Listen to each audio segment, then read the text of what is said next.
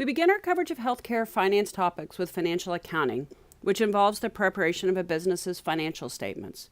These statements are designed to provide pertinent financial information about an organization both to its managers and to the public at large. Today I'll introduce basic concepts and discuss how organizations report financial performance, specifically revenues, expenses, and profits on the income statement. Financial accounting involves identifying, recording, and communicating the operational results and status of an organization. Financial accounting information is conveyed by a business's financial statements. The four most important financial statements are 1. Income statement, 2. Statement of changes in equity, 3. Balance sheet, and 4. The statement of cash flows. The requirement to provide financial accounting information is driven by the need of outsiders to have reliable information regarding the financial status of an organization. However, the information that's presented in financial statements is as important to a manager as it is to outsiders. Financial statements present a consistent, audited view of an organization's financial position and allows the leader to easily compare financial performance to similar organizations. The Securities and Exchange Commission has the legal authority to regulate the form and content of financial statements for publicly traded companies. Private companies are not directly regulated by the SEC, but if they use credit financing, they will be required to get an audit, which will be conducted in accordance with GAAP and will follow SEC guidelines. The SEC relies on the following organizations for implementation and guidance: the Financial Accounting Statements Board, or FASB, industry committees of the American Institute of Certified Public Accountants, and for healthcare, the Principles and Practice Board of the Healthcare Financial Management Association. The conventions that have evolved from the pronouncements and rulings of the implementing organizations constitute a set of guidelines for the preparation of financial accounting statements called Generally Accepted Accounting Principles, or GAAP. GAAP applies only to financial accounting statements, as opposed to the statements construed for internal use, or those financial statements you get on a monthly basis, maybe at your MOR. Those do not have to be prepared according to GAAP and generally are not. There are a few key principles of GAAP that you should be familiar with. First, historical costs. GAAP requires that most assets to be valued at their acquisition or historical cost rather than the fair market or current value.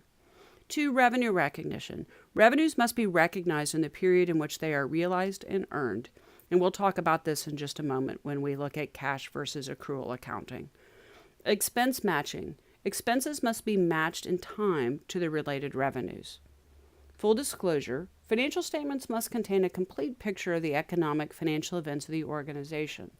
Although, when we say full disclosure, what we mean is that the organization must give a full picture. There can't be things that are left out that are really important, but not everything is going to be individually discussed because you just don't have enough space or time to do that. So we have some limiting principles. One is materiality. To keep statements manageable, only entries that are so important to the operational and financial status of the organization that they need to be separately identified get individual attention. And this is, the question really is it material or not? And then secondly, we look at a cost-benefit analysis. Financial statements can't report all possible information that every potential user might find relevant. So when deciding which information should be reported and how it will be done, standard setters must determine whether the benefits outweigh the associated costs of that particular disclosure. So one aspect of GAAP accounting that takes students a little practice to understand is the difference between cash accounting and accrual accounting. Cash accounting recognizes an event when a cash transaction takes place. It's simple and easy, and it works like your checkbook.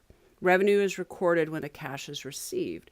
So think of the example of a patient leaving a clinic after a doctor's visit. If the patient hands you $20 hands $20 to the front desk, at that moment in a cash recording system, you would record the $20 as revenue because you've received the cash. If, on the other hand, the patient walks out and says, hey, just bill me later, then the $20 would not be recorded in revenue until that patient actually pays the bill. Costs are expensed when paid, and the cash accounting really mimics your tax statements is kind of an easy way to think about it. Accrual accounting, on the other hand, recognizes an event when the cash obligation is created. It's a little more complicated, but it provides a better picture of the true economic status of a business. Revenue is recorded when it's earned. So in our prior example, if the patient does walk out of the clinic and say, just bill me, under accrual, you would go ahead and record that $20 as revenue because it's been earned. Costs are expensed when the obligation arises, not when they're paid. Accrual accounting is required by GAAP. So let's look at some income statement basics here. So perhaps the most important question about a business's financial status is whether or not it's making money. The income statement provides information about a business's operations and economic profitability. The income statement is often called by other names, and you should know these names and be familiar with them. Profit and loss, or P&L, can be called a statement of operations, statement of activities, a statement of revenue and expenses. I tend to use income statement, but any of these are appropriate and they're all equally used.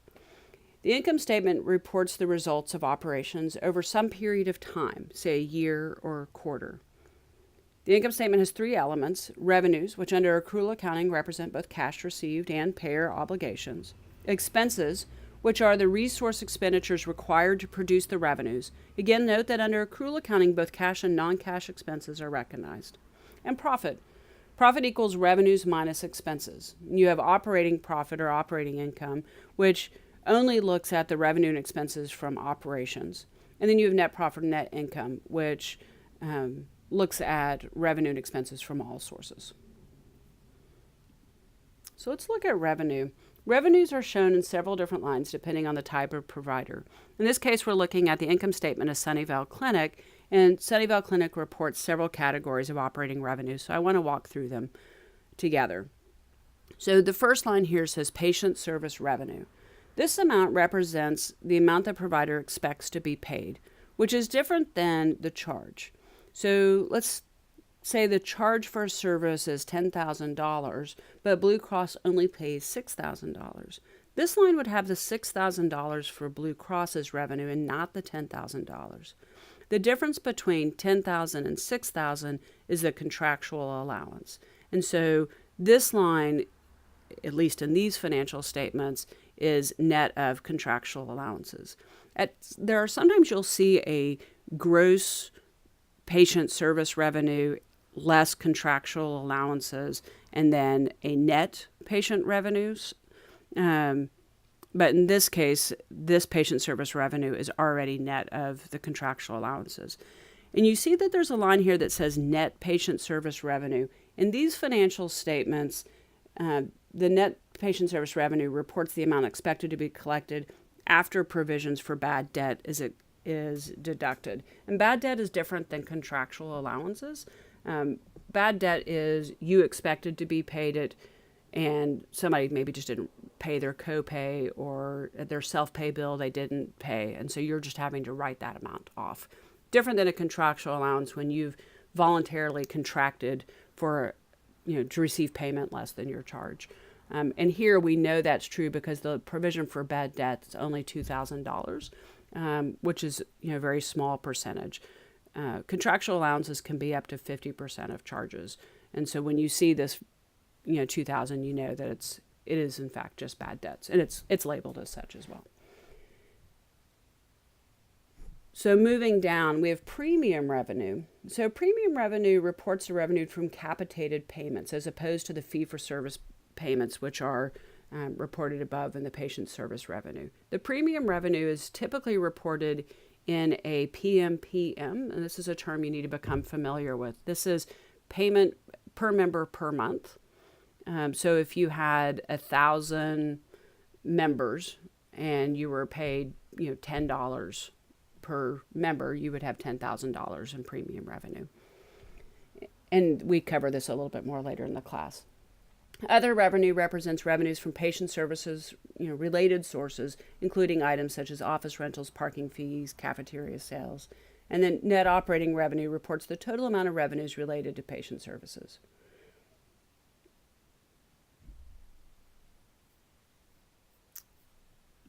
All right, let's take a look at some expense information.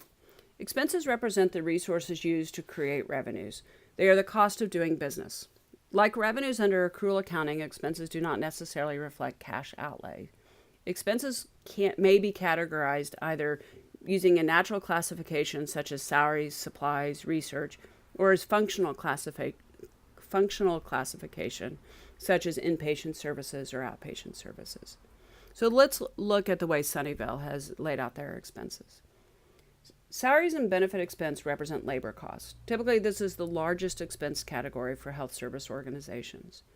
And although you only have summary information given on the income statement, details are available internally from the managerial accounting system.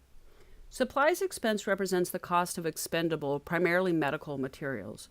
The dollar amount shown represents the amount consumed, not the amount purchased. This is often confusing for students. Remember that supply stocks or inventory are reported on the balance sheet. We only show what has been consumed during the period on the income statement. This is an expense matching principle, going back to those GAAP principles. Insurance expense represents the cost of commercial insurance purchased to protect the clinic against several risks, including property risks and liability risks. Sunnyvale owns most of its land and buildings, but it leases much of its diagnostic equipment, and lease expense reports the cost of the leases. And then the last item is depreciation, which we're going to talk about in a little more detail. So depreciation may be a new concept to you. Depreciation expenses arise because of the expense matching principle. Expenses must be matched to the revenues which with they are associated.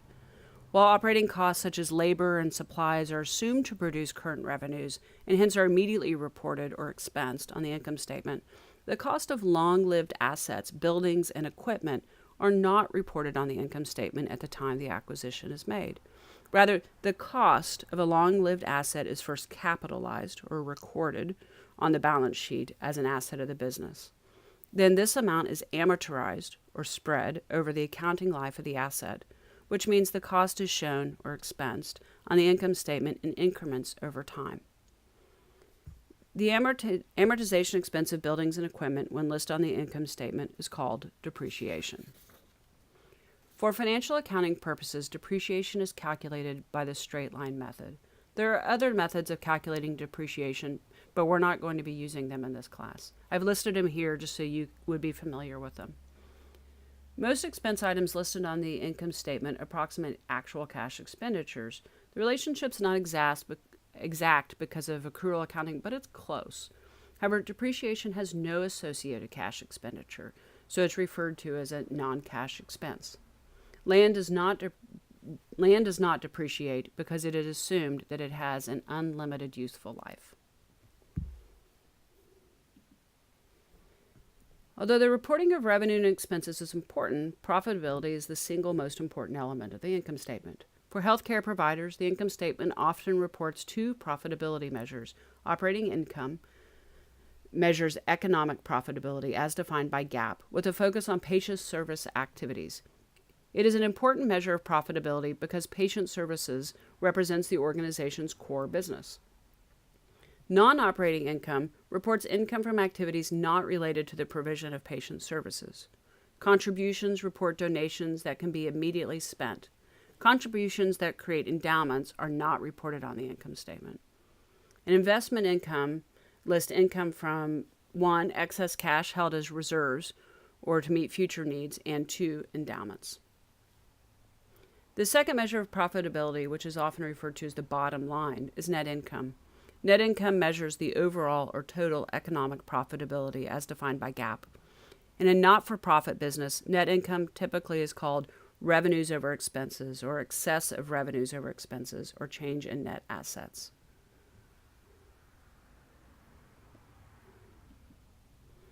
In a not-for-profit corporation, the entire amount of the net income is reinvested in the business. In a for-profit business, net income, which constitutes the residual earnings of the business, belongs to the owners. Some portion of net income may be returned to the owners as dividends or bonuses. The remainder is reinvested in the business. Because of accrual accounting, net income does not represent cash flow. Some income statement items represent cash flow, others do not. Some, such as revenues, represent partial cash flow. If you only had the income statement, you didn't have the statement of cash flows, and you needed to be able to approximate what cash flow was, we would say cash flow equals net income plus the non-cash expenses. Or said differently, net income plus depreciation. So in this example, we would take the 7.8 plus 6.4 to equal 4.2 would be the cash flow shown for this period.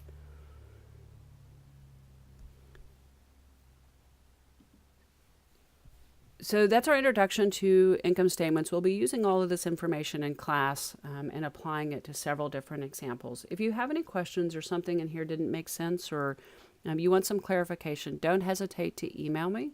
My email address is here on the slide. It's also listed in our course webpage.